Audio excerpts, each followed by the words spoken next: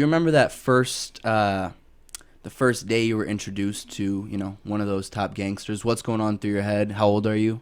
I'm a baby. I meet Charlie Luciano. I meet a guy, Little Al, good-looking Jack, they used to call another guy. These guys were top guys as gangsters back in those days. And like I said, Andy Ruggiano, since I'm a kid, was almost, you looked up to him as a grandfather figure when you're a baby. I'm 3, 4 years old when I'm meeting all these guys.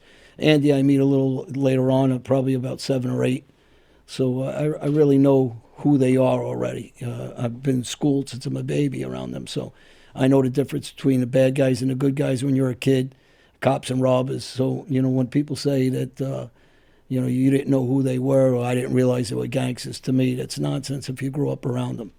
What did you think that a gangster did when you were young? Did you know exactly? I mean, you say you know what they did, but do you know, did you know all the details? Did you know, in your mind, were the cops the bad guys? Were the gangsters the good guys? What was that like? Well, I knew they smoked good cigars and dressed well and drove nice cars. That's, as a kid, that's all you want to know, right?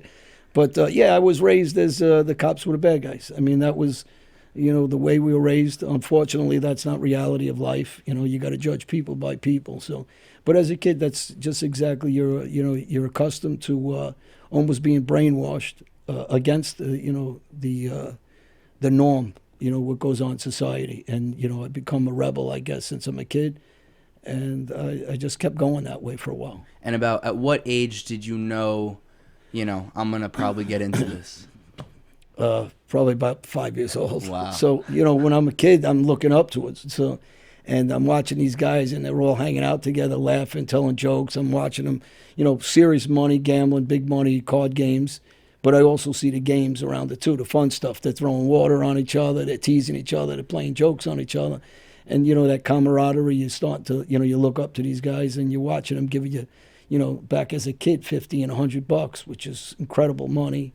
And I'm like, oh, I want to do what they're doing, smoke good cigars. And, and I used to run around like with toys, and you'd put it in your mouth like it's a cigar, and you'd pretend to be good-looking Jackie, or you pretend to be Charlie Luciano Blackie. And, that's who I pretended to be. I didn't pretend to be a baseball player. And you said your family was, were they heavily involved earlier on? Not really. My father wasn't a gangster like I was. He hung around. He was a gambler. He was a guy that, liked staying in the street, and he didn't go to school. I believe he only went to the 2nd grade or something. I mean, later on, he did stay with some bad guys. He made the headlines of the Daily News as a kid. Him, my Uncle Max, and a good friend of theirs, Red Kelly, got shot up by a cop. And it was the front page of the New York Daily News. So, yeah, I mean, he wasn't small time either at the same time, but he wasn't a shooter like me that I became. Did he ever try to make sure that you wouldn't get into that life, or he was like, yeah, he can get into it? No, he definitely didn't want me in the life, but he also had me around them. So it was too late for me. I couldn't be who my father was. My father was just a regular nice guy, a boxer. He was in the gym all the time. He was in the Navy. He was a fighter in the Navy.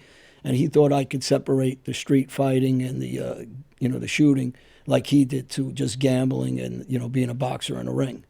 But I took it to other levels. So